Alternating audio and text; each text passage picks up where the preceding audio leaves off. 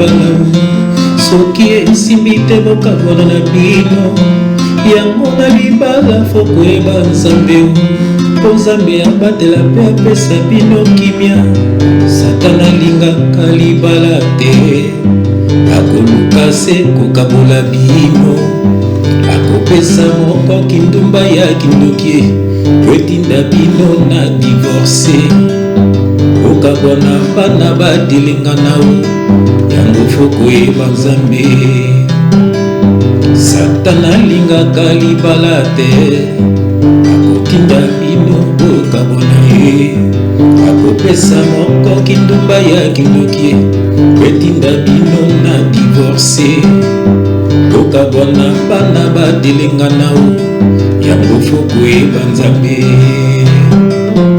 pourkoi komikoma na libala soki esimbi te bokabola na bino yango na libala fo koyeba nzambe mpo nzambe abatela mpe apesa bino kimia pourkoi komiboma mpona libala soki esimbi te bokabola na bino yango na libala fo koyeba nzambe mpo nzambe abatela mpe apesa bino kimia satana alingaka libala te akoluka se kokabona na bino akopesa moko kindumba ya kindoki otinda bino na divorce kokabona bana batelenga nao yango fo koyeba nzambe bien mepesi pasi epesi mawa tolamuki na ntongo totali na bareseau sociaux mwasi ya mibomi mpo na mobali ndeko na ngai pourkoi boma nzoto na mpo na mobali pourkoi ondimi okende lifelo eske azalaki mobali ya vi na yo pesi pasi nzambe alobi soki obomi nzoto na yo ye mpe akodetruire yo ndeko na ngai yango fo koyeba nzambe pamba te libala satana aderangeaka libala mingi peut-être ezali noko moko boye nde akoti na kati ya mwasi wana mpo amiboma epesi pasi epesi mawa satana alingaka libala te akoluka se kokabola bino akopesa moko kindumba ya kindoki etinda bino na divorce okabwana bana batelenga nao yango fo koyeba nzambe. Bien-aimé dans le Seigneur, de l'amour qui total na ba réseaux sociaux, une jeune fille na kibolenge nyonso na nzoto ami bomi pona mobali ndeko na ngai lande misoyo okoyoka makambo to ko bimisa lelo au nom de Jésus-Christ. Ciao.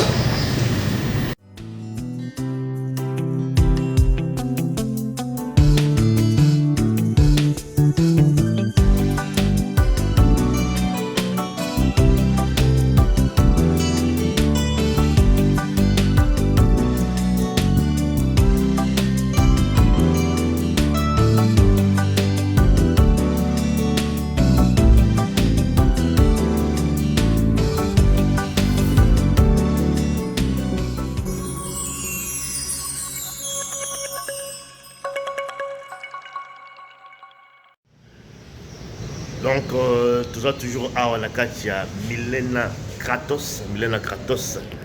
J'allais na Kassavubu, na avenue Force Publique numéro 8. Voilà, donc place à Obongate, Force Publique numéro 8, la croisement avenue Kassavubu et avenue Force. Voilà, donc Milena Kratos, flat Moya Kitoko MK, donc séjour à Kitoko Nagata Kinshasa, Olingo Yakin, Okomi Kinshasa. Adresse mon donné à Kitoko pour l'enfant na coupé ma Kitoko to dans la carte appartement. Voilà, tout dans la carte appartement donc Milena Kratos. Hein, voilà donc vous avez rabino mon standing espace à menete. Vraiment très spacieux à dans la carte salon, dans le salon na menene. Vous avez une valise no côté donc au coup tapenda tout en place. La carte MK Milena Kratos. Bah c'est joué à Kitoko, au Yekin, place où là, la pina place bien, netika na mikili. Attends la carte cuisine. Netika na mikili. Donc la carte cuisine, tu es donc en place. Voilà donc et là au y a malamu à la carte Kinshasa, Milena Kratos. Voilà donc bon Kinshasa. C'est un appel Mara. Pépé on sera la tête à ma clim. Des fois, tu es dans le salon où des amis balais. Voilà, donc, vraiment qui toque. On a bien. On a mon tour, on a un stress à poto et aussi là. Tant qu'on coach awa. Stress est vidé. Donc, on a bien ngunga zalade. Ngaloga ngunga. Pas de ngungi, donc pas de molungi. Donc, on a la chambre. Chambre en nene espace également. Donc, il y a boy aux yeux à puis. Il y a boy aux yeux à puis. Ils ont la Milena Kratos. Donc, avenue Force Publique, numéro 8, dans la commune de Kasavubu. Croisement, donc, avenue Force Publique, avenue Kasavubu, donc, la commune, donc, il y a Kasavubu, Marambia, qui toque awa, donc, Milena Kratos, Yangonde Makambo. Yangonde Makambo. Picho Pacho de Norvège. Salon Franck le meilleur. Marambeza awa. Marambeza awa. Donc, Oyekin, donc Milena Kratos, on rappelle encore une fois, avenue Force Publique numéro 8, croisement, avenue Kasavubu et avenue Force. Donc, numéro de téléphone pour la contact, on a besoin en tout cas, il y a contact, Oyekin, vacances na Kinshasa, ou bien en tout cas, le numéro Oyo plus 243 82 50 05 0 45. Donc, on a répété un peu le numéro pour écouter bien. Plus 243 82 50 05 0 45. Il y a la cherté par rapport à standing également. Il y a l'appartement à 2 chambres. Sur le mot, 2 chambres, on a 100 $ par jour. Sur la chambre, moi, 70 $ par jour. Donc, ben, qualité impeccable. On a besoin MK Milena Kratos Yangonde Makambo. Amen. Ndeko na bino baye bote bandeko balandelo na biso partout à travers le monde encore une fois. Avec mon frère Jean-François Ifunge, mon frère Mbote. Voilà, donc Nzamba Kokisi, donc tukutani lelo comme nous mentionnons. Pour la modifier toujours comme d'habitude. Ah oui. Aucun nzembo, c'est vrai qu'il y a un nzembo ya mawa. Amen. Tu as un nzembo ya mawa. Tu as mis boumi pour la mobali. Ça fait quand même triste. C'est la mission Sarah. Amélie ceux qui m'a kissé, ceux qui a beaucoup à Kofi pour la mobali. Tu peux le souci de faire. Ça n'est pas si peu. Nzembo, on composera tout de suite là votre bande d'émission. Voilà, donc nzembo est vraiment tout composant. Les nzembo mawa. Avec l'histoire, ça ne peut pas si ça ne peut pas te mêler pas si. Il y a autre fond là-dessus. On le pour la bouteille, pour la coïntifier. Satan a l'occasion de libala la fin. Il faut qu'on y ait banzam. Pour ce qu'on y ait des frères, pour libala. Batubile baba la raté poignée. Quand ce non quoi boumisaraï. Quand ce tantine a boumisaraï. Quand ce papa na yé moko. Quand ce ndeko na yé moko. Maman frère. Quand ce camarade de tamboula na yé. Nani abala yo mobali ya butu to moi c'est butu. Tout ce monde satana. C'est la bonne partie ce que papa là ça veut dire beaucoup qui le banzam na vie na bino. Omoni ya mobotika via ya kato vanda. Faut pas la beaucoup que ça dit le banzam. Et puis faut sembler ensemble. Donc il satana ko kota. Voilà, donc, Boyoki Nzembo. Qu'on a respecté. Nzembo est introduire en tout cas sujet Nabiso, donc sujet principal de Nabiso Alelo, les suicides à Nabiso Sarah, au na Kinshasa, suicide donc ami Bomi na Kinshasa, parce que mobile nae agena ko moi si mosusu et puis banaiki akokiti ezali mobali na ye kaka oyo ayeba ye wana babotani mwana moko andimi amiboma avant komiboma c'est filmé je crois que batomoni image wana atiki mwana ye amiboyi mpona mobali c'est quoi quel livre le frère tokolobela ngo lelo frère tokolobela ngo suicide komiboma koboma nzoto nini ekoki kotina motu jusqu'à ce que amiboma parce que azali suicide na liboso te azali suicide esalebaka ebele ntanso motu mosusu lelo na minute bazopensa eza amiboma donc basuki batanso azolanda biso baya na badépression parce que nga aza base mosusu babenga azolinga miboma mazobenga olinga miboma voilà ce n'est pas l'homme de ta vie, effectivement ce n'est pas la femme de ta vie donc et l'homme frère homme de vie na yo na femme de vie na yo frère bozana kinya voilà donc yango fu boya na Yesu nini ekoki kotinda motu amiboma diable esprit nini ils allaient derrière cette idée d'abord déjà qu'on pensait dans combien on mettre fait dans le jour quel est l'esprit qui peut être en tout cas qu'on a derrière, n'est-ce pas, Nikanishwana, il y a comment tout le bilan comment éviter ça parce qu'il y a vraiment des possibilités pour éviter. Moi je pense même dans la porte oyo dans la centre oyo va prévenir toujours ba biloko wana muto dans la dépression ba situation très difficile. Qu'est-ce qu'il faut faire na kana au lieu au miboma ni nous ko sala je te biko fula autre ressource peut-être ba ndeko mosusu c'est très important oyo bazolanda biso lelo na section na biso on a la thème liboso. Deuxième thème na biso ezali ko defa mbongo ya intérêt na kata ba communauté boyebi za ba ndeko mosusu ba déficit ka mbongo des nombres dans un mois avec intérêt à 100%, 200%, tout dépend. Je crois que tout le blanc l'élo parce que derrière le défi ça bambongo ils allaient là-bas tout sur midi mon mabé esprit mabé va détruire la vie à bateau. Tout ça va témoignage épelé oyo mutu ba déficit mbongo vie na épé baby licola au défi ça wana.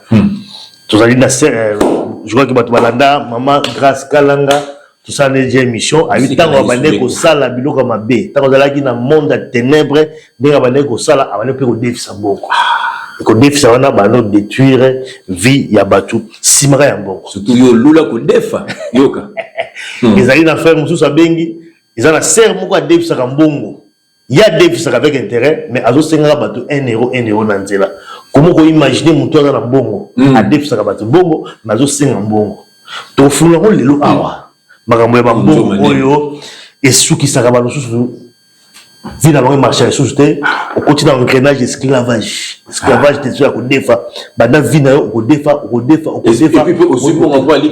osalango mpe lokomongo te toloba si bambongo alikelemba wana bambongo oyo ya kodefisa oyo eza kodétruire bavie ya bandeko ebele bamama ebele tofungola yango vraiment lelo na kati émission na biso ya lelo ya deuxième sujet c'est que bamosusu wana na koti na système moko na stareke wana ya mafia ya bondoki bato bayaka kodefa mbongo bamosusu wana naye kokota kota nsima nasaki 3 jours nazoya te naye kokota kota nsima kuti tala bamama tala batata nazokota kabe nzambe aponi yo osalela ye na nzoto pe na motema na yo mobimba nzambe apo bakoyembela nga nazoki te ya kotelema na jupi na nazoki ntango garde kofonga motema kabiba mama so bayebaki bayaka koteka mawa akanisi bakodefisa bango bambongo mbongo mpe ezali soki oyo osigne bakangi yo foto osigne pamba soki foto no eziki bapesa mbongo te.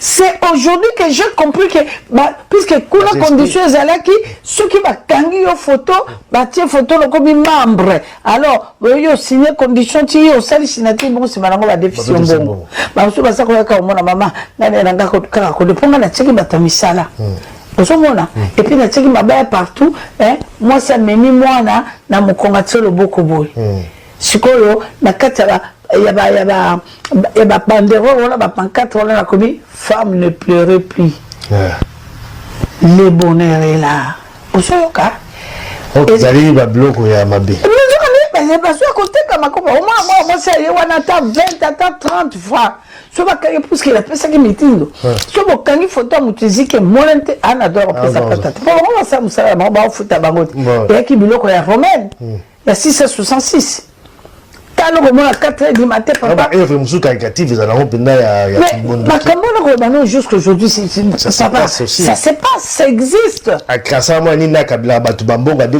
il y a qu'on passe avec intérêt mais non zo kende bozo kende moi musu yuso mona bato ba sa ko defanga mbongo wana akoya ko zwa so soki pe ba kei ata eko futa te olanda ete toi si ali ya ko rendre hommage une combattante à Tikibiso, Youyou Moutumonsi, une combattante activiste beaucoup renommée, je pense que Batou Balana combat la diaspora. Moutumonko sélectionné, Moutumonko. Moutumonsi, qui comme Moutumonsi. Moutumonsi. Donc il y a Moutumonko, je pense. Ah oui, Moutumonsi. Voilà donc tout rendre à trois hommages parce que c'est une figure emblématique de le combat. Je crois que là la tchèque na baran avant l'esprit il y a ba révolutionnaire nous sommes ba révolutionnaire mon kili so totali ba Lumumba so totali ba Makimpa Vita totali ba Sékou Touré oui je pose c'est ça ba Thomas Sankara Martin Luther King ba frère Jean-François Fournier c'est fait, c'est le même esprit, c'est-à-dire, là, très mauvais commerce, la lutte d'abord, bon, moi, on a le même esprit. Intransigeants, sont déjà bien déterminés, inflexibles, incorruptibles. Et ça, changera point de vue naïté. C'est-à-dire qu'il y a toujours un point de vue de vie. Il y a qu'on imposer point de vue naïté. Puis, ça sera très dur, ce sont déjà la caractère makassi. Et puis, comment tu peux dire? Très charismatique. Et voilà, et puis un peu dictateur, c'est-à-dire qu'il impose ça. C'est des gens déjà qui veulent bien imposer les idées. Il y a un je crois que Yuyu était comme ça. Oui. À Koufi combattante. Amen. Même temps, on a qui malade, à Balé pour lutter. Donc je crois qu'il doit rendre hommage de l'eau. Parce que, à Tiki Histoire, donc, on peut image Morotia. Parle en français. Pour rendre vraiment hommage. Voilà. Donc je crois que c'est quand même important parce que voilà. À dire qu'il faut changer le message. C'est le même message. Voilà, il a eu quand même. Il va corrompu. À côté, à conflit aussi, dans le Kounaï, va combattre, il mêlé. Parce que nous comprenons le combat naïté. Comme dans le même à Lumumba aussi, Lumumba, même l'entourage naïté, c'était la même chose. Pour combattre, parce que là, pour comprendre déjà facile. C'est très difficile. Yuyu était vraiment à Zabaraz. Voilà. Tout le monde, donc, merci de me passer le micro. Bonjour à tous. Merci les amis de Wechi de nous recevoir aujourd'hui sur votre plateau. Donc je me présente, je suis Yuyu Montumossi. Je suis membre du collectif RDC Congo en France, donc patriote résistante. Je suis ici donc suite à la manifestation qui a eu lieu hier, donc le 23 avril 2011. Comme maman a dit tout à l'heure, nous étions là pour un but, c'est Kabila dégage. Donc Kabila dégage. Et comme vous venez si bien vous venez de le dire, oui, les mamans congolaises sont debout. Ouais. Les femmes congolaises sont debout. Parce qu'aujourd'hui, ce n'est pas seulement un combat d'hommes, c'est un combat de tout le peuple congolais. Et les femmes font partie du peuple congolais. Et je pense même qu'aujourd'hui, les femmes sont en première ligne au Congo parce que les femmes congolaises sont martyrisées aujourd'hui. Les femmes congolaises sont souillées aujourd'hui. Les femmes congolaises sont violées. On a enlevé la dignité de la maman congolaise. Donc nous, aujourd'hui, en tant que femmes, en tant que patriotes, en tant que résistantes, nous sommes ici, debout. Bon, là nous sommes assises, mais en général nous sommes debout dans les marches pour représenter la femme congolaise debout. C'est-à-dire que cette dignité qu'on a enlevée aujourd'hui aux femmes congolaises, nous, mamans congolaises, aujourd'hui, nous voulons redonner la dignité aux femmes congolaises. C'est pour cela que nous sommes lancés dans cette bataille à armes égales avec les hommes, parce que je pense qu'aujourd'hui, si Kabila, donc Hippolyte Kanambe, attrapait l'une de nous, je pense qu'il nous ferait subir exactement le même sort que subissent nos sœurs dans le Kivu. Il n'aura aucune pitié. Donc c'est pour ça qu'aujourd'hui, nous sommes levés, parce que nous n'aurons aucune pitié pour ce régime sanguinaire, ce régime autoritaire qui martyrise les nôtres, qui tient sous une dictature, une emprise incroyable notre peuple. Donc aujourd'hui, c'est pour ça que vous voyez que dans les marches, vous voyez, il y a des mamans avec leurs bébés, etc. Donc nous sommes là pour représenter aussi la femme congolaise dans le combat, la femme congolaise debout. Je veux, brièvement, pour rebondir sur ce qu'il vient de dire, moi, c'est vrai que je fais... C'est vrai que je fais partie, c'est vrai, d'un parti politique, mais comme j'ai dit, je laisse mon vêtement de politicienne dehors. Je suis une combattante. Je suis choquée par l'attitude de M. Tshisekedi. On va appeler un chat un chat. C'est une attitude irresponsable. On ne sait pas pourquoi est-ce qu'il a demandé à ce que les gens on ne sait pas. Pourquoi on ne sait pas, mais c'est le peuple congolais. Pourquoi il a peur. Il a peur qu'on tire sur la foule. Alors dans ce cas-là, il devrait avoir peur aussi qu'on viole dans l'Est. C'est ça qui devrait arrêter aujourd'hui. L'urgence aujourd'hui, on parle de la violence des musiciens, mais il faut parler de la violence qui est au Congo. On parle on frappe tel musicien, on frappe tel politicien, mais la violence qui est en train de se dérouler dans le sud de la République démocratique du Congo, c'est la plus grande violence qui existe. On a un génocide, plus de 8 millions de morts, le plus grand génocide qui existe, et M. Tshisekedi demande aux gens, il faut dire aussi, ce que vous avez peut-être oublié de préciser, il a demandé aux gens d'attendre le 6 décembre. Le 6 décembre, c'est quoi? C'est l'expiration du mandat de monsieur Hippolyte Kanambe. Voilà. Donc, vous voyez... C'est tout ça qu'il a dit. Le peuple n'a pas le droit de se soulever. On est un peu dessus par rapport à un message à Tshisekedi. On est furieux. On n'est pas déçus, on est furieux. Moi, je suis furieuse. Je suis furieuse, s'il vous plaît. Je suis furieuse. Je suis furieuse même la dernière question n'a pas été posée.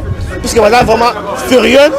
Mais quand même, là, la dernière question avant de se séparer. Mais s'il vous plaît, juste avant la question, s'il vous plaît, en tant que femme congolaise, vous dites qu'on est déçu, je ne suis pas déçu, je suis furieuse. Je suis furieuse contre Etienne Tshisekedi. Etienne Tshisekedi vient de trahir la femme congolaise. On est en train de violer nos mamans, on est en train de violer nos sœurs. Et Etienne Tshisekedi dit que les sœurs congolaises, les femmes congolaises doivent attendre jusqu'au 6 décembre. Donc on n'a qu'à continuer qu'à violer la femme congolaise. Etienne Tshisekedi vient de trahir la femme congolaise. Je demande à tous les compatriotes, à tous les patriotes de se soulever, n'écoutez plus ces politiciens qui vous mentent. L'avenir du Congo est aux mains du peuple congolais. C'est terminé.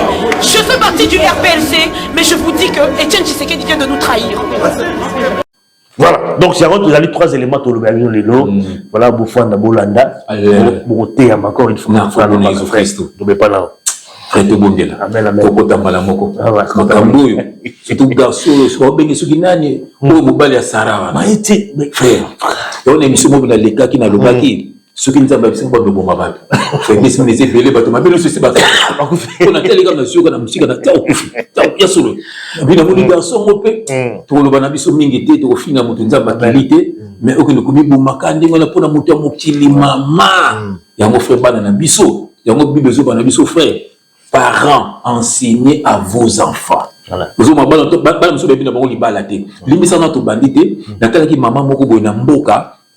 et c'est le pays arabe, je crois, mais baza noir.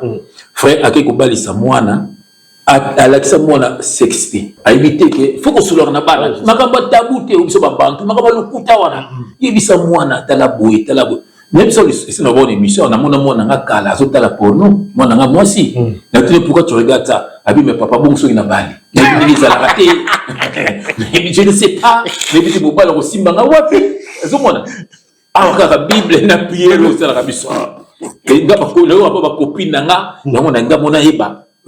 et puis c'est un enfant très intelligent. Moi, on a oublié. Voilà. Donc, sur le fait accompli, en fait. Maman Françoise.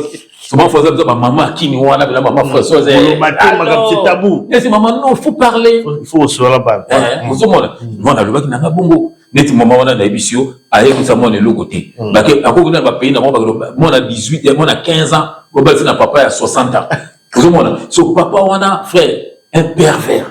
Azuma, moi, on a, na sima, on partout. Moi, on a payé, nous, on les athées, à qui on va parler, à qui on a payé. Moi, on a la société. N'était ce que moi, qui image, voilà. Maman, on a l'équipe na TV.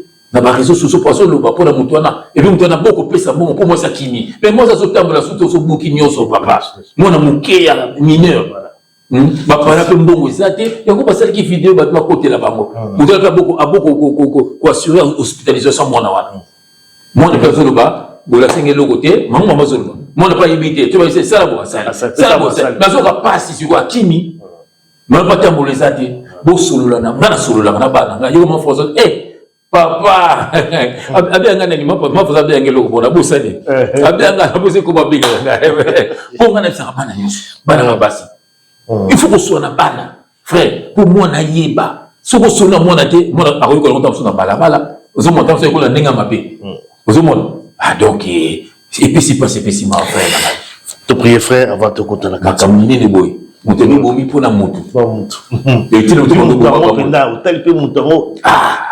Ali pour venir pour là ba jeune ndengwana yango faut côté ya bana bele bana moni to bondela to benga mokolo émission aya côté ya bana yaye biso to za la effacer au nom de Jésus-Christ éternel Dieu des armées papa tala makambo zo le kana mokili nzam soki yo tendele loto za wapi papa merci na thème oyo nzam yaka côté ya bana yayo mingi ba boma ba mona mibali mingi pe ba miboma mingi pe ba boma basi na bango epesi pasi mawa bana baza kotelengana satana papa aza ko détruire na mokili papa yango zo tinda biso pona bano ya yo papa ba to yesu akufela bayoka biso nzam bayoka son de la trompette bakabona na batu ya mabe pela makambo ya mabe poete babikisa milimo na bango un mariage sans Jésus-Christ diable da kozala au centre bitumbe kozala oh papa impudicité kozala papa bakotala bango sur libanda un jour pe bakabwani bana batelengani misusu pe babeli bakufi bana batelengani pe bana bakomela bavia mabe papa merci na message oyo batela frère na ngali na nzambe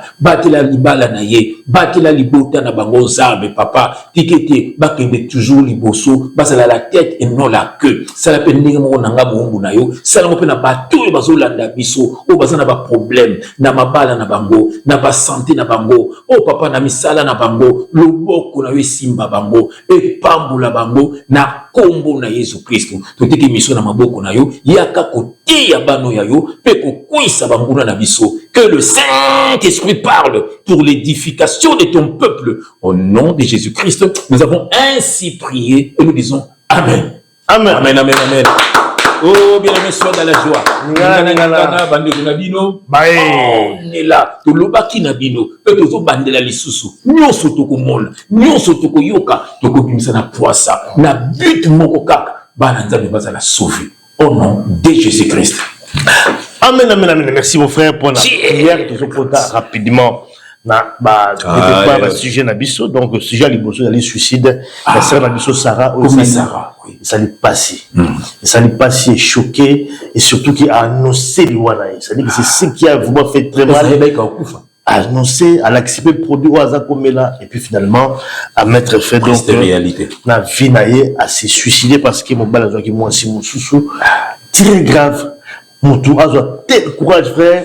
Bon, peut-être je vois pas fingi moi mais pas dans fingayer pas dans le bébé mais mon frère mais mon tour a courage il y a qu'on prendre quelque chose un médicament quelque chose comme ça net diamélie wana ba qui ce qui a ba pour tout ça amener la poids mi bon frère na moment où ça là il y a quelque chose de plus fort ou oui aussi pour t'aider des salis ça dit que bon on peut insulter on peut parce que je crois qu'il faut peut-être qu'on conseille avant même tout ça mi bomi acte suprême wana mutu soka saliango moi est-ce qu'on peut pas avoir des compassion pe na mutu parce que je crois que ça aussi c'est bon au moni bingo bazo finga les appels faute na bangote bazana Yesu te bazo tala mokili moni biso bato tozana Yesu toyebi esprit o animara bato sous un esprit à Christ était c'est un esprit à diable donc to bila bato ba yebanza moni bete mi na nzemo satana luka ko panza mabala frère nazana frère mo na lobana émission na yo ba tiaye mbeli to ba tiaye mbeli frère na hôpital nga kufa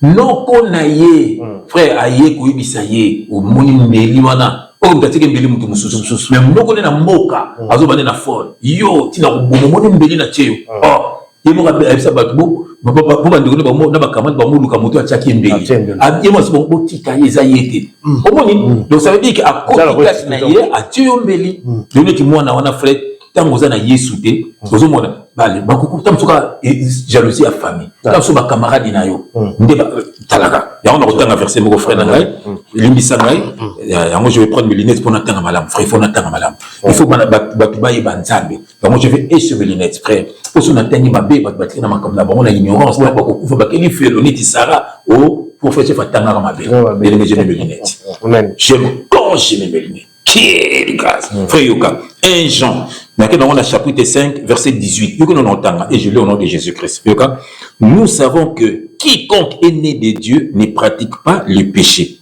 mais celui qui est né de Dieu se garde lui-même et le malin ne le touche pas.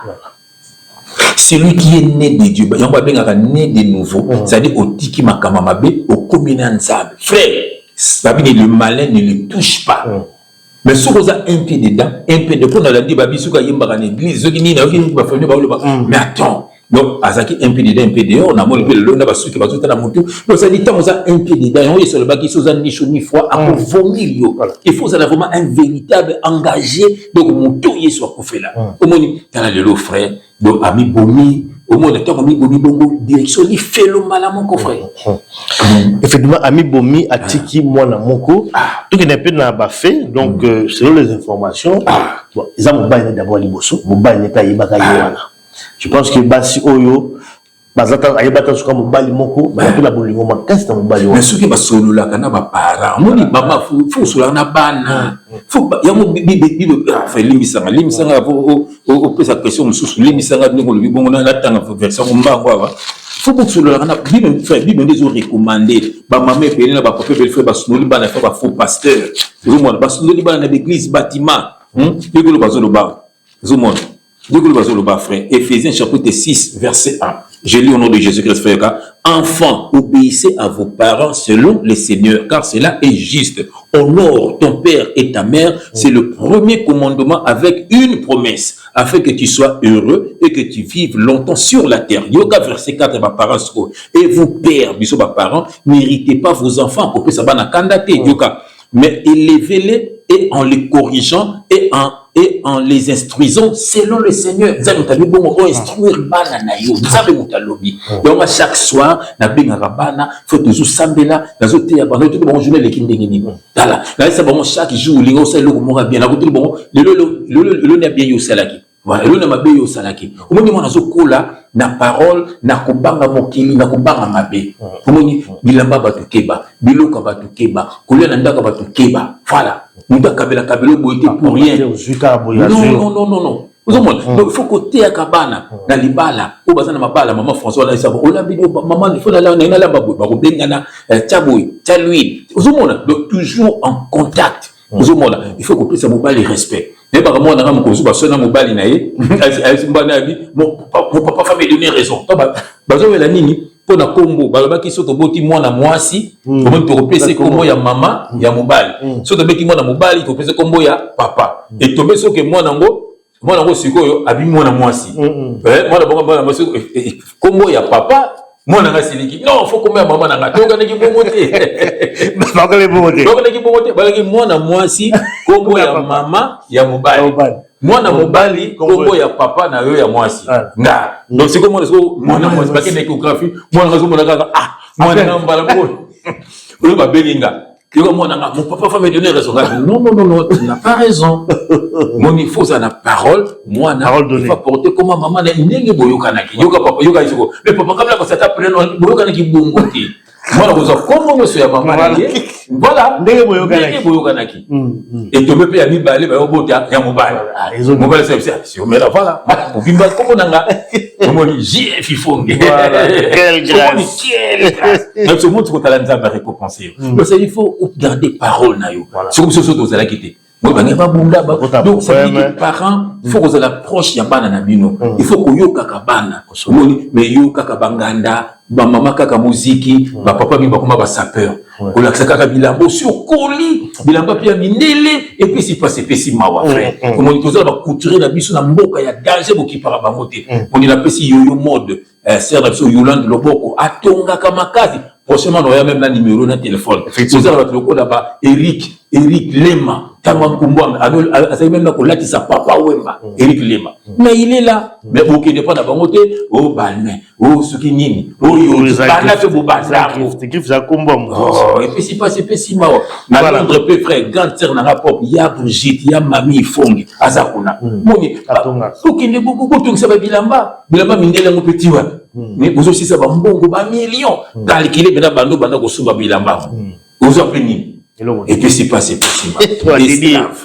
Voilà donc suicide, il y a Sarah et Sali Passi. Vraiment. Mes frères, on a lobby awa, ça dit que ils allaient tout le monde en bolingo, on a dit il faut pour solo la ka, ba sur la parents, voilà, tout ça. Mais ils allaient problème en thème. Je vois que ba bota maka ndena ba, ça ba tumsusu bala mutema mnena kwa si c'est passé mais ça débat tumsusu ba c'est pas je vois que ça dit ndega ba débat bota maka.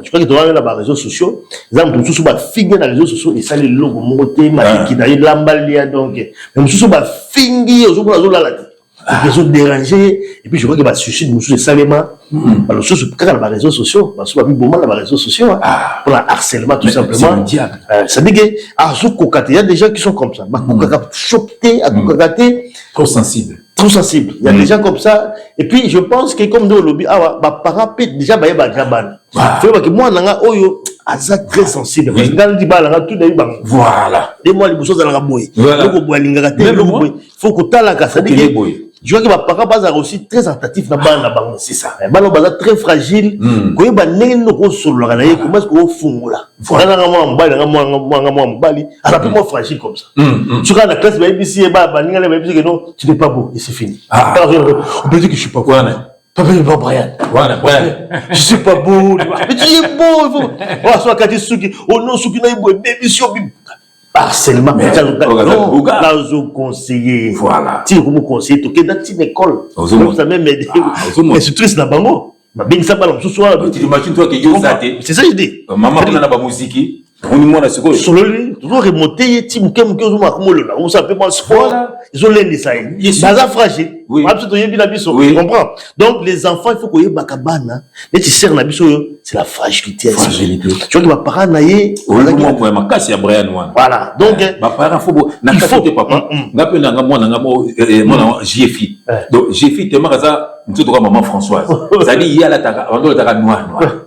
Pour Sony ba former donc la famille de Bani mais moi ngas na ba blague na ngana bi yo na ndo ta ba congolaise on a remonté on dit maté pas un complexe on a la vie tu es trop belle mon dieu vous avez qui mon kill ba buna mapenda yo on dit que le moment la TP rose à la TP bleu pour dire que noir pour les gars ba forme il y a honte la bino ozana nzoto mais ya ba africaine ni pas la cocotte ni pas la africaine ba linga ndebo ya zo mona nzoto ndenge azo mona la honte face à la mokie ba bino kuta ko ça et le kuta ba ko bengo libaya zo mo ba oui donc ce qui yo comme français en français comme benga ngai ko ina sa bossa diako bon et là c'est que pasteur moko ya sexe bo il a dit non il faut pas na balle moi lolo la type chemise rose alors daga noir zo mo pour na ye pour former les mots na té complexe moni na té il faut que la complexe nzamba kilio ndengwana ozamuta ko lingo kaka boye ozano mabete po bato babuka na makolo bongo ba aveugle obi ke fou zongi si c'est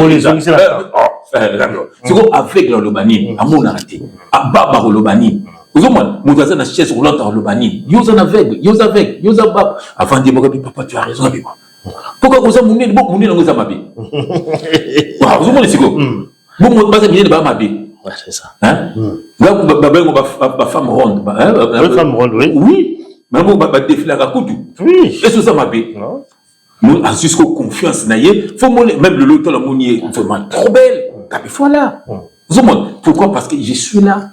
Parce que tu as dit que Kala, qui ça, Bassi, qui parle pas mal, Yenge, au lieu de m'amener sur le Ganakin. On a comment le comme tu as dit, Boma, tu as dit, Makabole, qui est soucié. À quelque chose, c'est suicidé. C'est suicidé parce que. Voilà, c'est perdu de l'être parce qu'on s'est caillé. Donc, à ce moment-là, qui est une étude de la société. Voilà, donc c'est ce qui est arrivé. Ceux qui m'appellent Baki ne vont pas psychiatre, c'est fini. Là, c'est sous mon tout. C'est sous mon tout. Ok, Bible, on parle, enseignez à vos enfants. Voilà. Donc voilà, c'est la Sarah, c'est la fragilité. À Koka qui choquetait. Azal la société qui va devenir se suicider également. C'est comme toujours alerter les lots parce que tu as même pas 30 ans, ça dit que ami bomi parce que bah mon balazu moi si mususu c'est pas vrai c'est mon côté c'est 5 ans côté dans la TikTok abi moni yeko meza mo ba ina liboso yango ba azo conseil na nenga mabe en place faut que zo rabi ba les belé so boto sito lenda ngata mo bala zumo asoke liga abi tazo bala zumo mo bali alia baliadi na kozala donc il faut zo rabi ba les belé donc je pense que on les amis conseil moi mabe bah oui ezali moi si a liboso peut-être que mo ba ne pas boya zumo si mususu ya basi mususu pe mo ba na liboso à une déception, mais à remettre, à se remettre et puis à continuer à vivre. C'est quelque chose qui a un niveau à cerveau, très fragilité. Ça n'a pas solo là. Voilà, tout simplement. Je ne sais pas si c'est partagé. Mais puis dans l'histoire, est-ce que la famille n'a déjà comme la qui c'est ça dans son âme tout il y a qui à quel que s'isoler na qui sina na collègue na ngamoka musala ba collègue ngamsa ba Hollande biso abi bomaki. Quand on dit tant que moi sinaye c'est que c'est faut sa personne alimentaire il y a l'ingité pour moi ça comme na mutu mususu amoni ke bon on appelle ça frère akem na bibomi pour ça ngabi mais en plus tout c'est qui naye dernièrement vous on a pas solo mindele amombi voilà et ba mususu kutu a okende ko boma moi aussi aki boma moi aussi ta so bomi ami bomi voilà ba bomi kimina voilà bomi la bana tout ça ba coquille déception il y a des gens comme ça c'est que vous ko solo la kaka solo la je pense moi ba momona Soka solo là, je pense dans mon tour. Et bien, quand même assez. Dialogue, parents, soyez proches de vos enfants. botika nano via banganda botika nano via kindumba mutu nzoso koli hotel pe nzoto mukolo ka kolongola bilamba ka livambatu itano basi yango pe vraiment na tata nzoso koli libumu munene donc c'est dit nzoto bo papa ka kolongola bilamba devant ba jeune fille la honte sans yesu kufa frère sans yesu kufa hotel pe mobile ngo bobi mais qu'est-ce qui se passe à ton âge mande ka pembe ka lokwa bisobo ko ka petite fille petit mot qui Londres petit mot qui non petit mot soya boy au Suède nous tout ça qui n'a pas vingtaine on va continuer en kaka mais fait comme la toute question awa quel est l'esprit qui peut animer Moutou à Miboma? Comment on peut décrire l'esprit là? C'est un suicide fait. Parce que bon, on a pensé à Miboma, là, bon, je sais pas. Mais quel est cet esprit là? Parce que bon, tout le monde a vie ça bien, c'est vrai qu'il vit dans la souffrance, mais quand même vous allez Miboma quand même. On dit maté comme Miboma. Mais quel est l'esprit? Parce que décision comme Miboma, il y a des choses faciles. Je vois que bateau, faut pas le voir à la légèreté. Les Sarah Mibomi, c'était facile à Méliki. Non, c'est-à-dire que quelque part, à se mettre dans une situation où boyer, où à mon avis, il sujet des alliés solutions. Voilà. Et quel est l'esprit? Oui, tu as suicide, solution à Miboma. C'est le diable. Comment on dit ça? Dans la famille, maintenant, un combat famille, vous êtes famille connu. Vous avez maman, vous avez famille, frère, vous avez un escalier à Mibouaki. Beaucoup de gens qui sont en Belgique. On a des collègues qui ont fait Miboma comme ça, mais il y a des pays à Miboma. Vous avez une famille comme ça. Voilà. Mibouaki rappelle les colons. Donc, esprit de mort. Soko ça na yesuté au moins tu vois mukazo linga bomba natala maman moko alomba na lande na réseaux sociaux bien zalaka ndoki alors ni bango au moins ba geze na ba goma kuna donc bango sikoyo ba lati ko ba sola mais na ndenge esprit mais ce sont des démons ba ko tando ba bomba ba ko tando tout mais eza ba soldati ba za ba démons o ba ko tando ba ko tando ba matu ese mutako sa bon abi biso to sala donc na ba démon to lati ba tinya ba soda donc to okata ba to matoyi donc profiter na guerre wana ba koti la kati on va so bomba pe bato ni bomba ba guerre ba yaki o ba utu ba koti avec ba covid wana ba so ba kufa eza ba minimum pe ko ba organiser pe que pema ya covid ya on covid te minimum ba profiter ya on monta ba concert ça te ba regretter ba monta ba concert ba ndoki ba sepelaka au mona ba on peut ba ye ba lati pe ba ye ba inde ko détruire zo mona ba li ba zarmi na bazandu na ba kafu ba lo yenge zali moni donc yango moni que il faut ko yeba nzambe fa yango tozo ba toujours motala esprit on appelle obi ke on nomme les bomanga ozo mona mais so na ye tango tikalo ba obi na ngana melango le voisin esprit na yesu ozo mona ça veut dire au sauver na moment wana omoni donc ça veut dire frère ndongo lobi eza esprit diabolique voilà yango to singa na batu boye banzambe bokabona na batu ya mabe bokabona na makambo ya mabe po makambo ya mabe ozo sala eza ba porte ozo fungola po ba diable ba loger kati na yo moni ba ko moti na kufa moni ki esprit ki ndumba moni ngato na zara na mokili frère tala keleki mutumba zo inisinga mamba musique ya mokili ba kisi wala frère nous sommes dit que a posé moi na kiniti na petite na bien na fi wana fi mo so le kana donc ba bengeli na côté na chambre lobi na mon frère nous avons ko initier nga ayo tuvenga na tomo praise manu sala ki lobi nga ngaseni abi na ngabi na monde na biso na wuti na butu moi si moko ya sirène moko ayaki na maino ya mokongo eza na ba sirène ba ya kabalate bazoto batu ba bimana na batu baoza ba semence na bino ba oke nango kuna tola makomto sala nango abi fibo abi bimina mosumulo bi wate frère la tino telega osumona donc moi na moi avec déjà balo contrôle déjà spirituellement kuna comme tout ça là parce que yeba kité akombante amoka baki nango to maki atali atuni JF asa musicien abi yeso koyo alobi po na ngabite wana za mutu ko na zo ngada memawa azami donc il est là moi vocal là on a zo de omoni abi resma j'étais là abi na zo ngada memawa ba ko selela biso na ba concert na ye comme ça to kendaka ko zo ba libre batu ba via batu nengo ke na ba yenja rena na bino ndebo ke na ba stade na bino bona yana ba demo ata ba église bâtiment ce qui pasteur wana aza initié batu ba demo ba yaka na église wana au côté de l'église vieux bongaka te ozomona yana batu bazo ko bloquer bino mais na lobaki ba Brésil mso ba fournisseur ba mbongo ba pese mbongo c'est l'église au milieu de l'écran géant ozomona ya possible to sans amont to sur l'église donc ici ba pese ki asa zo mbongo et pas ba brésilien batouana so bango batela kana ba caméra wana bazwa ka moko bazwa mutu ozo mo yozo ebate glitch plein na ba démon bazoya mais bango avec chaque année bazwa oyeba mutu makufi oyeba pété ta begiza kini on tili banda bato batondi bo mutu kwa kufi boyeba ndé ozo mona donc bola muka tala likambe komela nga frère na lenga boye banda wana so moni mosi boye na moni kwa moni mondoki omoni frère donc beli me zala na Yesu soko za na Yesu te ozana ba posa nzoto olia pa batu komela pa batu ozomona ngana lobaka tongo midi poka pe butu nga ba yebisanga ba benga ngai o grand maître za na bezo pese mutu oh ozomona o lobana mosi na bo ben se invité moko mbangu soki invité moi ye o tindela yo prière moko o tena kombo na ko tina toilette ba demo ba roya ko solo ko na bo moyi na ye yango banda ko bokendaka omoni laissez maman Françoise luka mino moko ya yoka yumo luka mina yo sobola bikota kota to iso to ba na nzambe to kokate mais so banda ko bino bokendaka ozomona o fete na ndako na bola ta blanc o fete na ndako na bola ta rouge bino pe bokei ngone o na lambi ba ninga boya kolia bino pe bokei ozomona ya koti abeki prière ba demo ba ye bino bomona ba mote omona ka yo moko boye vino bonga raté mutaka nga vino amina yo wana malu mboka yo frère. Effectivement, pas si peu mawa, pas tout chiter dans le premier sujet, oh frère. Alors, tout ce qui, parce que battement dans l'abisso, en fait, je me dis, bah, monsieur, si quoi bazol dans l'abisso, bazol n'a pas mis bon, bazali. Et dans Potop également, bazali déjà esprit on a suicide, bah, monsieur, c'est dérangera pas tout ça. C'est moi bien un frère, ça fait 2 semaines à la raté. Donc, bazé belé, sont toujours vivantes. Belé bazol a bien, l'amour benganga, il est le 31 décembre, je me bosse à la montée. Alors qui peut prête à niveau. Heureusement tout solo na ngam na sauvagai.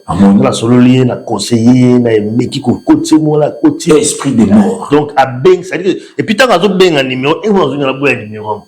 Pour ta bonne année avant peut-être tout comme ba minuit wana. A 22 ans na ba beng ngadi ngona imiter. Ti mo esprit yambaka kai. Ah, a une détresse. T'as un niveau de 31. Ah, donc ils allaient avoir ami bon manaï. T'as là ils disent comme une espèce de suicide. T'as là ah na mi côté y a tout solo là.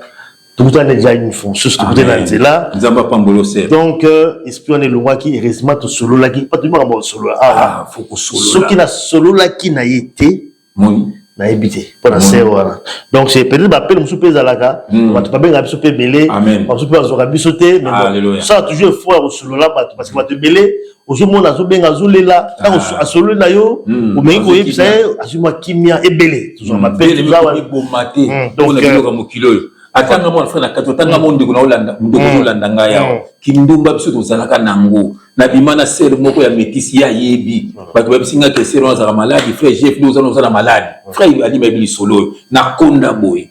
Ne baka na za na malade. Omoni na yebaka na za muta sauva ngai nani moi sina ngai. Zomol maman Françoise. Ba to c'était la chef ninga kondi. Ah, obiki na zo na courage ngisa maman Françoise. Tout ça me si mangana na koseka na studio. Na kosaka bongo. Po mutu malamu non ngana contaminé été. Ninga ko na sana sida. Na ça le fait tester. Mais na yo tela non. Ndeka bebika ah mutu wana akufela mobali na bando konda maunga bona bando konda. Comme na konda ka penza. Bien aimé dans le Seigneur, na jour na beaucoup courage. Même si maman Françoise, na bi maman ndi na zaliawa na malade. Abi na ngapuani ngabi na bi magina ser moko, ba senga zala malade. Abi ah papa, bongo kundi bo wi sengi logote. Yoka maman Françoise, alors bien ah bongo souza malade kasi. Mais tu as pas précaution. Vous avez mon homme là-bas qui s'y n'a yo, qui au fond d'aboué, qui nous atteste, frère, sœur. Moi c'est à boy vraiment maman Françoise. C'est moi tout sous car on a bado fin ayo abado benga ba à décourager à bomio balabo. C'est vrai que là on bien frère na bato bazola na biso émission où vous a couple moi c'est dans mon bali. Ce qui moko la bien dans un moment de détresse. Quoi foncer sur ce voilà. Dans le moment à tout dans la kanda nous court remonter. Amen. Et c'est très important parce qu'il y a un exemple au PC, ba couple belé, ba situation bébé carbone. Quand on ne peut pas se barrer na ébissi aux anneaux terribles. Mais ce qui a ébissi le il y a choc à makasi. Dans le moment là, c'est pas facile hein.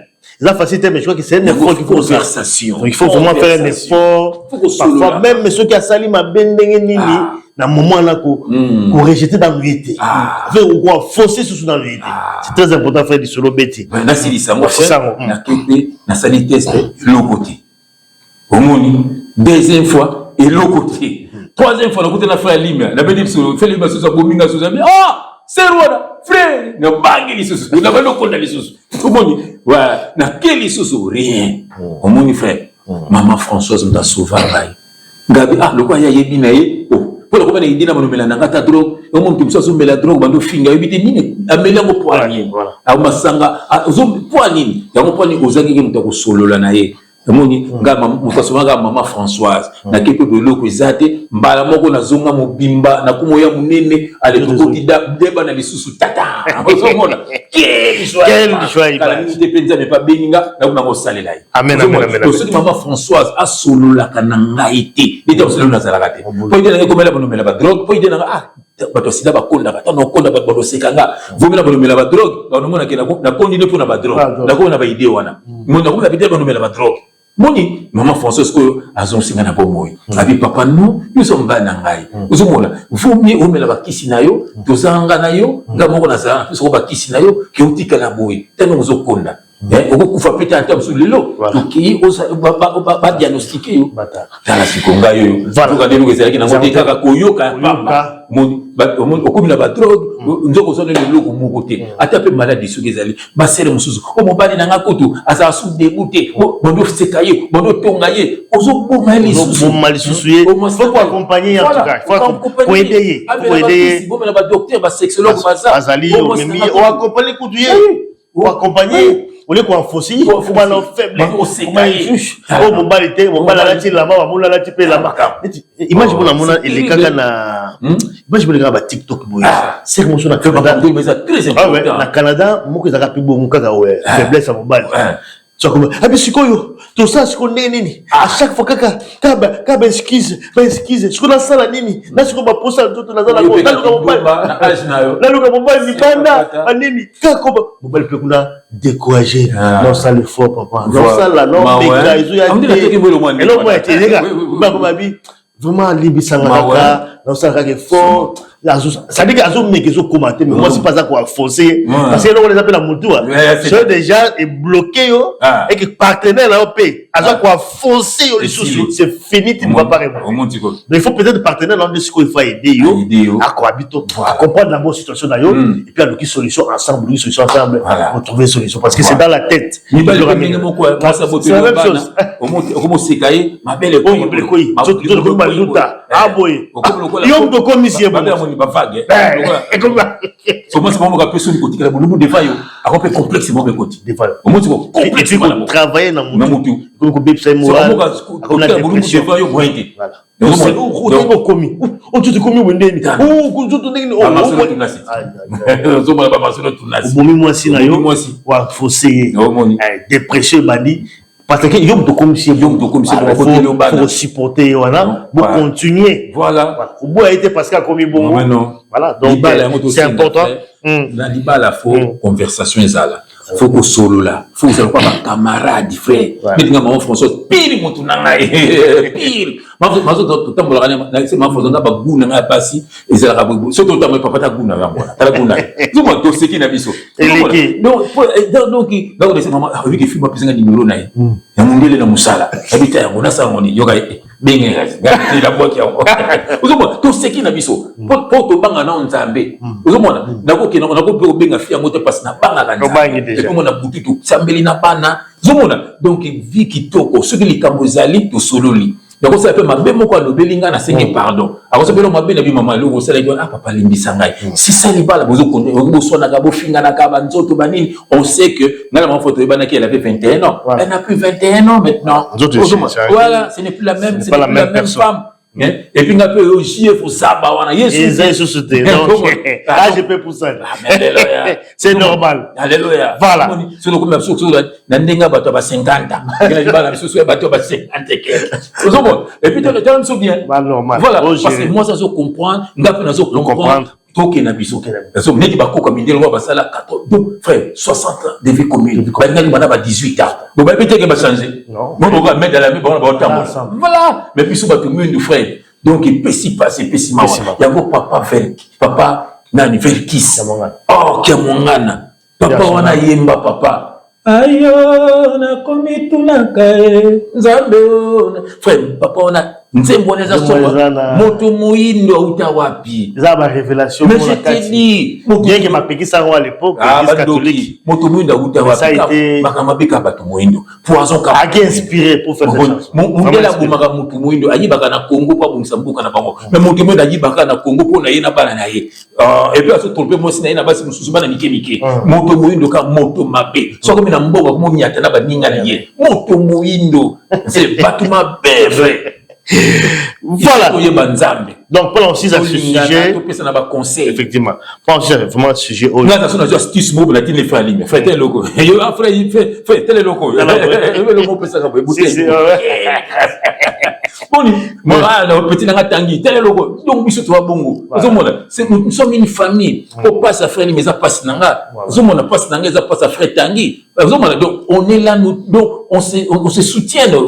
Et ça, c'est que tout, non, balanzan, tout lingana. Maman linga papa, papa linga maman. Papa là pour le meilleur et pour le pire. Quel que soit le problème, dialogue. Il faut que ça me laka. Yo boye, ko linga mutu mususu. Kuna po kuta oya mabe kututa mususu ko linga. Changer les arrontés. Ozomona. Fa mutu au monde ça to ba païen. Mon mutu faut changer partenaire.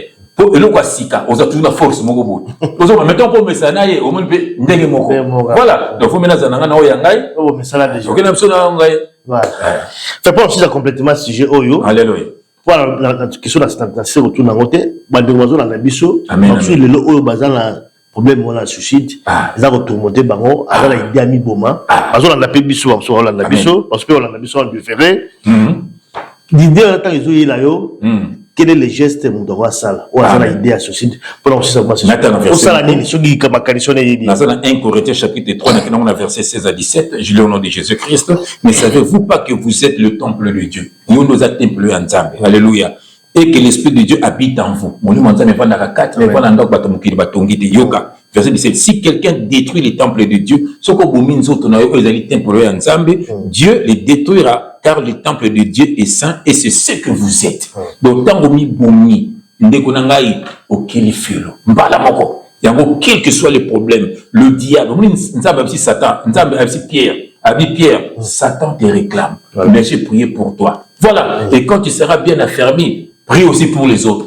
ça veut dire que bien aimé Satan réclamera biso mais ali même ko utiliser na mama basiti on a utiliser vous monde mais so yo comme nous nzambe aso réclamer yo kaka po zonga vous monde pour abomayo Satan so utiliser pour faire abomayo moi mutakomaka na alcool mutakomaka na boye azo maladie zoma Satan okomi légume atikio sikoyo ale Satan amona ka mulazo souffrir yango ndeko nanga moni soko komi bongo c'est que nzambe peut rejeter soko mi bomi yango bokanga na nzambe parce que so za nzambe esprit de mort esika pelu mo nzambe ezali babi tempo za siki nzambe mulu mo nzambe devant kati na yo Satan ko ya place wana ko pousse na kupite pour mulu mo nzambe devant kati na yo tika ko kende pa ya tata pasteur tabuso ndo bazandoki dans une nouvelle alliance biso ne surtout ba sali ya nzambe bien o bomona na Congo wana izama kamba le kuta yesu aliboye voici les miracles qui accompagneront ceux qui auront cru en mon nom il château mutuno so ko croire na Christ na kombo na Yesu ako chasser ba démon ako sembla ba tubakubika mutuno so croire na nzambe moi j'ai ma fille otoyeba na zaki na 14 ans le 21 ans assemblée la biso obeli obiki mbala moko jira ici vous comprenez donc ça veut dire que pour na yebise ayebi assemblée la biso vous comprenez donc OK so pas passer au sani tant so leki na nguya makamona ba neza makamba kala ba sena alliance au Moïse na peuple c'est comment nzaba sala na mutu ye moko na moni boka bona kati na bango bien kangama na Yesu esprit de mort et ko pousse na ta ni pa na yo ni na famille na yo au nom de Jésus-Christ. Amen, amen, amen. Merci en tout cas pour ces premiers sujets. Il y a suicide en Néonabiso Sarah et ça les passe plus bas.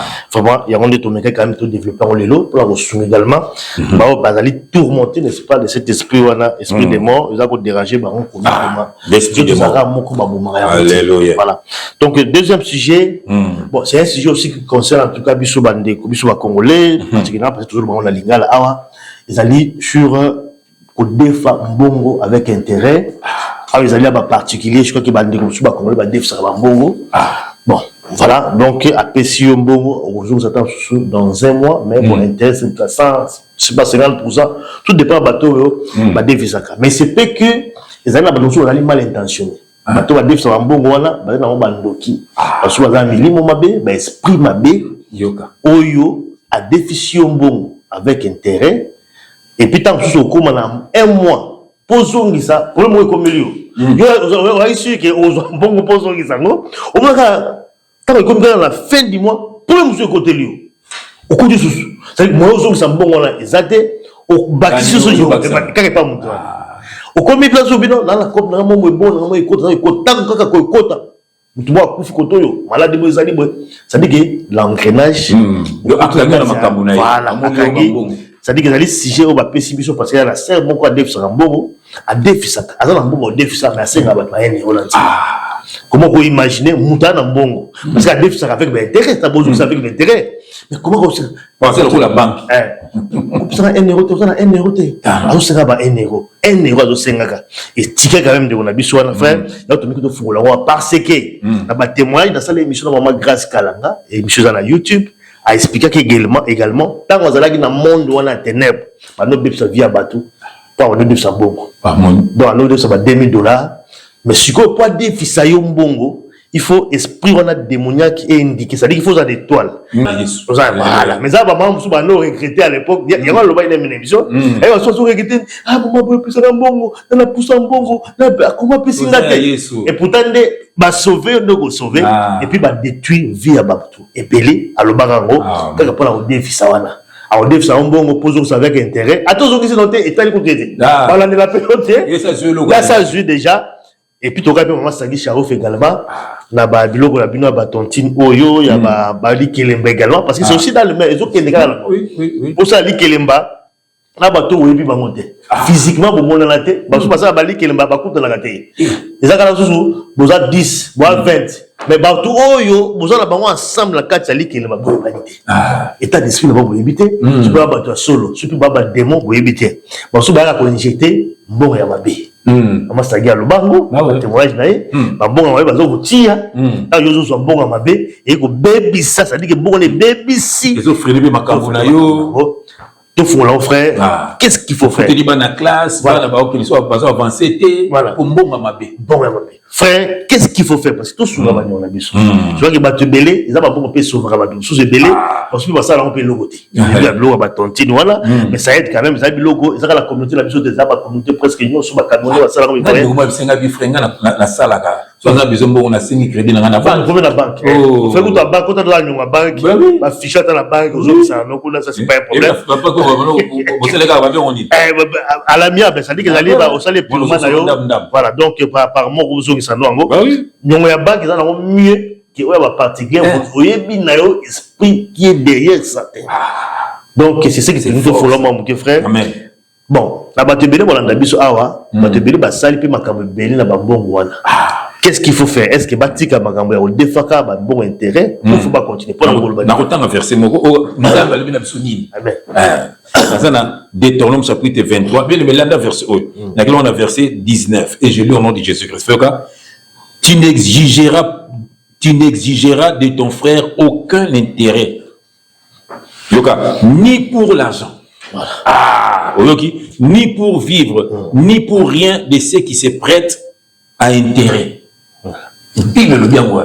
Donc on prêter mot qu'on sait intérêt. Bible bien. Yoga verset 20. Tu pourras tirer un intérêt de l'étranger, mais tu n'en tireras point de ton frère afin que l'Éternel ton Dieu te bénisse dans tout ce que tu entreprendras au pays dont tu vas entrer en possession. Frère, en tant que moi dans Nzambé, qu'on défisaté par intérêt. Non. Ça veut dire biso ba Nzambé, soko kabela frère mena ko kabela yo. So kabela ngo kabela nga ça te que frère zong selanga donc ils a diabolique. Ozomona biso ba Nzambé à moins que moni banque ils a ba société. Ozomona ba société tournera ndengwana, ozomona ils ont tourné bambongo donc ils ont de gauche à droite. Ozomona au singi mbongo mo posa la ba faire na yo. Vous avez un problème de vous avez un problème de société moroboy. Et puis, qu'on a fait ce qui est moyen dans la mienne de Bokoyo, Kana, vous savez, le moins bien de paiement. purement de dette en fait. Quelque chose comme ça. Échelonnement. Voilà, échelonnement. D'accord, bah 1000 euros là. Bon, au bout batali va revenu na yo, 50 euros par mois ou 20 euros même. 20 euros. Voilà. Tout ce que la justice, vous avez bien. Justice Justice peut-être à peine sur batali revenu là yo. Voilà. Batali peut-être que voilà, bon, la militaire a dette aux alliés. Voilà. Batali revenu, batali peut-être la possibilité là. On va bloquer ma compte de la possibilité de t'as souvent 20 euros par mois. Ou 10 euros même par mois. Ce que ça na musala te ba peso musala mo sala pour on se connaît ce qu'on fait. So ça que pas qu'il y a motu ba problème au final na so pe ki ndoki a bloqué yo. Mais biso bana nzambe to ko déficit avec intérêt. Et puis les grands problèmes aussi à biso ba congolais. Ça dit que congolais azam tema mabe moko. Frère, comment vous imaginez au petit motu au déficit 100 donc dans le cas 100 euros. Aujourd'hui c'est dans un mois sur le dessert. Et ça c'est logique. Il y a logique. Tu raisonner dans nous. Bandeko nous défend vraiment. Tu raisonner dans nous. Attaque qui bien ou attaque qui te mama be moko. Mais il a monté mama be. Attends, c'est pas possible. Ça dit que dans un mois, oui, parce que nous avons besoin de bon. Effectivement, il y a une situation où nous avons besoin de bon. Une chose, mais voilà. Mais ça quand moi 100, mais attends 20, tu vas 120. Mais bon, donc, la moins intérêt, les colons sont à 150. Mais où est-ce que 150? Sur le peu, et comme il y a une motoricité, et d'où? Et c'est ça que les gens aussi vont souffrir dans le monde. C'est vraiment. C'est-à-dire que l'habité congolais, elle a gagné 100% de tout là. Voilà. Donc, c'est bien. Donc, ça dit, sur un moment coquille, donc, deuxième mois, et combien doublé? 300. Combien 300? Ils ont doublé. Il y a des gens comme ça, à Tikali, il y a libéré toute sa vie. Et puis, on c'est comme terrible. Comme tu es en tout cas, parce que voilà, parce que c'est impossible. Situation quand on va de vivant, là, on va mettre tout ça là, et comme un moment où tu n'arriveras pas. Voilà. C'est-à-dire qu'il y a un monde qui est moitié, pas problème, mais tu n'as pas de problème. On va la vie, on a un problème. Voilà. Parce que le téléphone, on va kanga.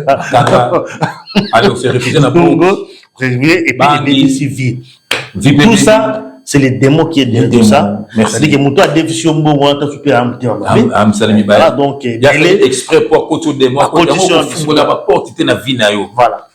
Donc, est-ce que c'est dans le but awa? Yo le but awa, qu'on déficit ça, autant qu'il n'a pas d'intérêt. Ça intérêt. C'est-à-dire que au def ça monte, mais plus intérêt. C'est les sociétés voilà. Mais qui banque, ça c'est autre chose. Mais entre nous les frères, on a dit ça pour beauté. Ça va descendre. On voit qu'il y a un bon montu à battre. Non. C'est-à-dire que ça c'est vraiment. Voilà le terme. Ils ont profité de la faiblesse. Afin de faire la faiblesse. Ils ont pour faire les on a besoin de 1000 euros. On a besoin de 1000 euros. Alors ça 1500. Ça fait 1500 dans un mois. Vite fait. Oui. Ce sont des unités. Et bâti ça met 2500. Après tout le monde qui m'a bandé là. C'est terrible. C'est terrible. Jamais tous à la bongo. Bongisa ici kawana. Voilà. Et puis tout ça aussi la première dans le but Magambiani. C'est pardon frère. Là tu as une psaume. Pour moi le banc sur une psaume. Dans la psaume 15 chapitre 5 frère nous avons versé frère. Donc on va appeler la banane. Nous avons na kabla na banana. Baïba. Pesa. Okay. Non, avec intérêt, c'est le diable. En psaume 15, chapitre 15, verset 5, je lis au nom de Jésus. Il n'exige point d'intérêt de son argent. Voilà. Et il n'accepte point de dons contre l'innocent. Au mon frère, celui qui s'est conduit ainsi ne chancelle jamais. Mon toit bongo jamais kokwea. Donc ça veut dire au kabaga na motema, au sungaka na motema, au profita na benda faiblesse ba ningati. Voilà, ba biso on za bongo, au kokwea jamais. Le bouc en za des anneaux toujours. Voilà, ça c'est vraiment un message moi qui togo. Amen amen. Mais pour la batontine ba oya ba makelemba, je crois que ça aussi c'est un problème. Toujours ba témoignage dans également, ça veut dire que ba de belé aussi ba un problème ba makelemba oyo. Bo sa ba makelemba la batu oyo boyeba nanani bozo, ça dit à la limite bozo attend 3 4 5 personnes boyebani boyokani ta soso aussi à 200 oyo mais oyo kota 20 personnes, fait 30 personnes ça kana Paris. On ça kana États-Unis tina gambo boyeba ça kana ténèbres. Boyebité esprit ne boyebité bon pas so tinda boyebité bon so uti wapi. Est-ce que tu as un bon bino, azo benda bino ba chance. Ce structure bino, maman Sagi Charo fait la témoignage. Alobaki yango, oh bah là au sala. C'est que ça n'a pas si me souffle. Donc il n'a qu'à tout papa c'est lui qui trouve une femme trouve le bonheur. Et ça n'a pas si me souffle frère ba yo kakate. Bon il faut qu'on abete mutu na mire kwa yo kachana yo. À l'autre côté, la bloc a marqué les mots. Ngandatika te. Déjà moi c'est na âge moi c'est na masanga et lui ça n'a tout à moi si. Voilà. Mais il y a yo kate ti abel diabète a kufa nda ye bien comprendre. Do moni bida. Il y a comme ben frère Jeff. Plus ça ka numéro frère Jeff. Plus ça ka numéro frère Jeff. Moi ils a des frères Jeff. Plus ça ka numéro. On la semi pende on la banzoto. Total na tsope boyo la kiziti. Total na biso teke na ngwa. Mais boyo kate. Mais olumo otikate. Mais olumo kate. Onika ka via loyenge, olumo bien via matalana. Voilà.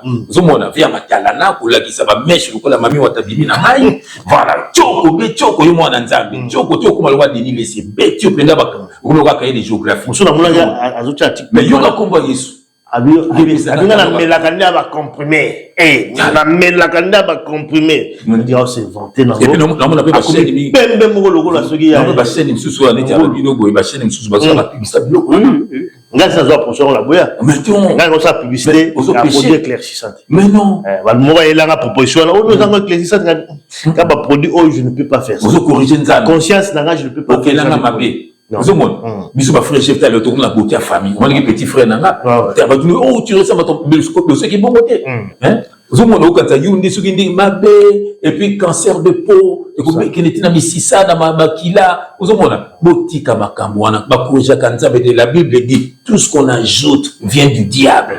N'aimez pas le monde ni les choses qui sont dans le monde. Tu comme babuka zolo, babuka mbanga, babuka boy. Et puis le problème c'est que frère, tant au bani ko salango, on va côté comme il y a drogue en fait. Oui. Sur la salon BBL à Longwe, tu comment on sali le bon nombre on se fait sur la montée, il faut pas ça la période le bagage. Tiens moi autant la milongi. Moi sur la côté des moi Jean. Il faut pas. Tiens moi on a mis sur à place yo. Ça veut dire que au côté d'engrenage wana je crois que va dégaler tour nango il voit total qui maman place la drogue hein maman place kufa ki gouvernement le baki on kalami ta ko sala si ça dit au comment on va ko sala na misapi ndenge moi ya Marcel ngo singo na moni la tali mo songo na moni si mezati c'est que Bibi là okini mbango pour Marcel Otuna si bah peut retenir le son so moi quand mais so yemo zo ke Bibi qui n'est pas na moni bela mabubu na il faut qu'il ne fait Bibi lié vous avez siko c'est bien que déranger quand bana basi mais yo mo ko ne Bibi tu as pas exigeant trop la base mais so mo peut exigeant la montée mais so mo siko moi ça la boule yo mo peut zo forme bien yo lingi moi ça so ki c'est yo basi quoi ya zone ba au quoi na piège au moni moi c'est donc bassin vous faut vous allez éveiller vous mona vous allez éveiller ko yeba mabe frère yango moi s'il faut mabe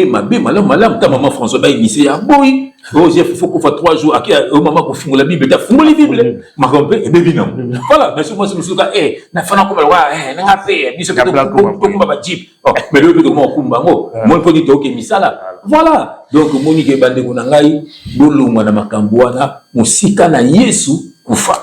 Effectivement, rapidement, toi aussi c'est la troisième sujet na biso ils allaient rendre hommage la vaillante combattante activiste Yuyu Mutumonsi.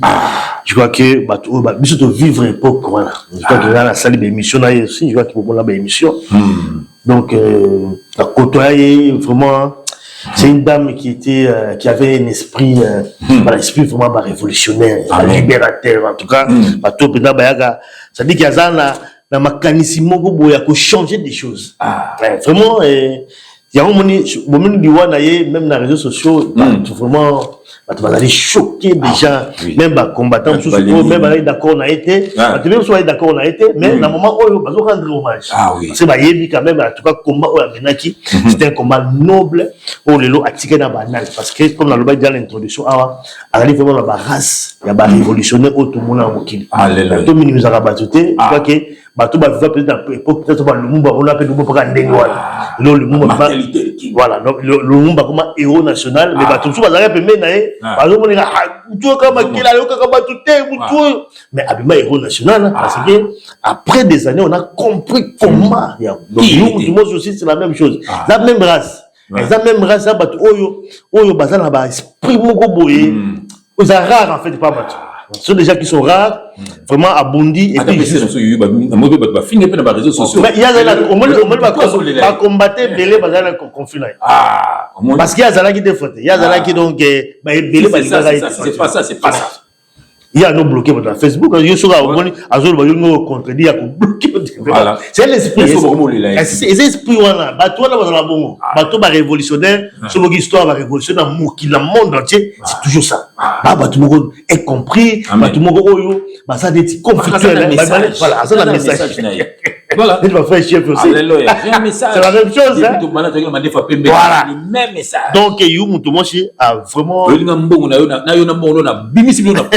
voilà donc il y a une mission corrompu comme commissaire batongo effectivement et puis c'est pas il y a un combat koufi alors qu'il a une mission 11 ans vrai bazar et puis à koufi na comment nzambe frère oui c'est vraiment yambi Seigneur Jésus comme sauveur vraiment catholique ou loba en fait moi je pense que c'est quand même une grâce bamusu bakufaka bazwa ba grâce bango bazute ça dit que bon azo se préparer combat on a ya cancer vraiment ya omen nango abundi nango et puis elle n'a pas abandonné faut mon esprit en moto il n'a jamais abandonné il a toujours été là il a lutté il avait de l'espoir toujours ça dit que jusqu'au bout atikala je pense oui moi ça m'emballé ça dit que abundi jusqu'au bout atikali combattant jusqu'au bout. Voilà, donc je crois que Azaliko, je pense qu'il a encore inspiré ma génération future. Parce que bah image des Ali, bah message des Ali, tika na mukili, et que voilà, ça peut aussi permettre à ce que éveille, il y a conscience pour bandaki avec les combattants et se poursuivre à travers en tout cas ma jeune ami soba, obota. Donc tu vois que toujours rendre vraiment de nos hommages. Amen. Tsambe mutema na epima na kimia, asali musala o nzamba tindaga sa mission na ye. Il a fait sa mission. Il est parti, gloire à l'Éternel. Et puis, à na kombo ya Yesu, là on a autant de versets, on a un message. Isaïe, dans un acte, chapitre 26, verset 17, je le nom de Jésus-Christ, au message na biso. Alléluia, nous sommes là, Fozala. Alléluia, Fozala, révolutionnaire. Les atékaka, viens serre nanga, ou comme ça, musicien, ou fin, même biso pour les musiciens, pour les politiciens, il faut la patriote, ils ont des fanatiques à politiciens. Et puis, c'est pas si mawa. La politicienne a peut-être une poser école, peut-être pour vous abandonner. Mais ça n'a bolingo moka na yo. Comment il fait? Ça n'a bolingo, yanzambe, yo bolingo, ya pas pasteur na biso. Pasteur na biso. Mais l'andande nzambe, ya bolingo tanga. Dans un acte chapitre 26, dans le verset 17, je lis au nom de Jésus-Christ, fait là, j'étais choisi du milieu de ce peuple et du milieu des païens vers qui je t'envoie. Voilà, Yoka, afin que tu leur ouvres les yeux pour qu'ils passent des ténèbres à la lumière et de la puissance de Satan à Dieu, pour qu'ils reçoivent par la foi en moi le pardon des péchés et l'héritage avec les sanctifiés. Bon, oh, non, ça c'est message. Ato pesi yambongo, ato sali nini, toko na zupe mbongo na yo, to solo le peut aller ensemble, au sali mobulu na yo dénoncer. Parce que moi c'est une mission. Au moins à moi so comme corrompu, voilà, on va soutenir pour assommer le sapato, pour papier mbongo, pour assommer le voiture, comme conscience na yo. Après le bisusu. Non. Arrête donc aux messager tika message moni pour ça ba ko ridiculiser na mission bat mon bat ba quand que bat le mabenzo rande nzambe mtazo bimso na poisa ozomona et puis frère dans lobby wana bato nzambe pesa ba message na mission balongola ba d'abord posa mukili posa ya biloka mukili amen parce que en fait ce sont des gens oyo ça dit que biloko matériel et le bango et le côté OK c'est ça dit que si on va révolutionner tout si on va Thomas Sankara par exemple comme Thomas Sankara c'est Touré nous n'avons pas ça là non voilà Martin Luther King tout ça même alors ça dit que ce sont des gens qui sont désintéressés c'est déjà ça mais si on a l'amour yambongo on a l'amour yabatuba tu peux pas faire la lutte rose la révolution parce que révolution ça mutu va plaisir il y a le ingete il y a chocoté il y a ambiance non ça c'est pas révolutionnaire même pour limite donc un esprit révolutionnaire c'est un esprit de sacrifice c'est quelqu'un qui vraiment a l'esprit on a qu'on se sacrifier à sacrifier vie naie à sacrifier vie en famille naie et c'est ça c'est un esprit c'est une mission c'est vrai que pour comprendre des bangos, il faut aussi pousser raisonnement plus loin. To comprendre bango. Par raison bateau baza l'esprit à raison. C'est baza être ba fou et bon ba fou mo. Amen. C'est tout ali boma. C'est un esprit wana des arabons. Mais il y a des ballons baza maël ming ballon baza rapenda ba surdoué, baza peu bien été, baza juste été. Tellement maël les cas ça dit akoma le fou moko boy folle dans ce suka kata akoma pizza ko. Là on est bino. Là c'est mon gars des fois dans la place mobo na frère lui maman nazo pour akatinga. À comprendre que voilà parce que ayebinga abinga utili solo na mon place ya moté. C'est comme ça. C'est ça des voilà, faut des choses à combattants, aux messagers. Il faut aller un message, il faut au long on a pas sacrifier ça. Faut sacrifier ça. Pourquoi vous faites des sauter? Non, c'est ça. Ce n'est plus. Donc sur votre barreau commander le bango, mais na bango, bolango na bango, bobini na bango. Mais non, là ce qu'on a fête, c'est que n'est pourquoi na kiyango. Et puis donc la fête a pas tout non sur tout. Voilà. Zomona, mais frère Limbe boy, faut ça. Zomona. Donc c'est ça que balouyenge na balouyenge. Non. Tu es un homme, tu es un messager. Il faut que la constant dans message d'ailleurs. Même les politiciens, les lobes, les musiciens, les musiciens, ils caribol. Les musiciens, ça comme ils n'ont pas. Yo, l'homme se film. À l'époque, c'était plus basse petit. Les lobes, ils comme un dog. Là, les généraux, les généraux, les stars, et puis c'est pas mal. Voilà, donc c'était ça. Ça c'était un pasteur. Un pasteur également. Un pasteur star. Un pasteur warrior bazar. Un pasteur gaulois bazar. Et puis c'est pas mal. Voilà, donc c'était comme ça. Nous avons besoin de bango boma bango. Bien aimé décimer les belé. Tout est l'émission de biso banzana. Bomi bango nos. Voilà, ça c'était le dernier sujet. Ezali Oyu Mutumosi en tout cas. Ah yo. Asali komanaye. Donc asali musala naye ou akoyeko sala. En tout cas, bravo pour la famille. Je vois que l'enterrement, ils allaient s'en apparemment de la Yokimba. Voilà, donc, je crois que dans mon avis, tout le monde a circulé. Bon, je ne sais pas si ça continue toujours. Mais bon, voilà, donc, c'était ça, juste pour leur rendre hommage. Na makamto ça na combat na sœur nanga moko Lorraine, azalaka moi si à Kulutu nangai, monsieur shérif. Donc, la Pessimbo de Pazali. Voilà. Voilà, le rendez de ça, émission la Bissoelo, Moteming na Picho, Pacho de Norvège. Tout le monde, mon frère. 30 secondes pour terminer cette émission. Comment nous avons appris à sur la Ndagi Bisso, bon, mon ibn Mampolobi, donc, ça y est, au coin de la piège à Satan, la Bakumbu Mayo. Il faut que Kamana Yesu, Yesu Kubati Layo, à Colombo la Baposan Zoto, et puis le message n'a pas combattant. Ba combattant, vous à la constant. Vous, Banini Bino Bozo Bumbela. Vous avez un combattant à Yesu. Vous Bumbela, rendez Yesu. Mais de quoi rappeler un beau cannabis au Pambaté pour ma paix quotidienne dans la communauté. Vous avez un bateau détruit Bana. Vous avez un qui marche le Tunasi. Et l'autre bateau, c'est là-bas Kangaye. Ba preuve tout tangible et Zawana. Mais ba Kangana Bangoete, ba Jibe ba Viola Bana, ba Ouera Batina, ba Finga Batu, ba Kangara Bangote. Où va le Congo? Vous avez un si vous avez un sombango, vous avez un sombango. Ok, si vous avez un sombango, le lobo, il a besoin d'un rambutu. C'est la Amérique à sombango. Comme Amérique. Ba Kotonga, ba Kobongisa. Et moi, ba Kobongi ba sombate. Bongi ba Franck Bissomo. Bon, Ka Congo. Ka Batu Atina na souffrir. Nous on yosa na poto. Vous avez un siko. Bon, et puis si pas c'est si pas bisou peut rouler na ba somba pété. Vous avez un tolo ba poto loba. Mende Bobongisa mboka wana peuple congolais. A dégénérer na tongo, aliaka na midi, aliaka na poka, ndenge zalaka. Ba internat, biso to tanga na internat. Lelo oyo to ya ba illettré, eleki ya ba intelo na Congo. Zomona. Donc ba tout. Na bo ba otanga, ba tanga ba illettré. Ba illettré. Azu be diplôme des illettrés. A même na université, je dis bien na université. Azu présenter thèse na yebo, azu ko même pas otanga ba écrire ça. Limbisanga na ka ba wera tanga na IEC. Mais on va converser en français. J'ai mis ça à ma frère vers moi. C'est qui? Donc ça veut dire que frère, ils ont un dengue à ma bête. La sécurité, ils ont un bananzam. Ils ont un peu de la peuple congolais parce que vous avez ma bango. Vous avez donc pas comme corruption, car corruption, même pas corruption. Pas au foot à bangoté. À Ronga, corrompre car pour amatisayo. Mais quand on matiso on a moni égolek ça qui na mutu au coup de zéro. Voilà. Donc merci en tout cas la batte pour l'andibiso. Quelle grâce. À très bientôt la prochaine. Ciao, ciao, ciao.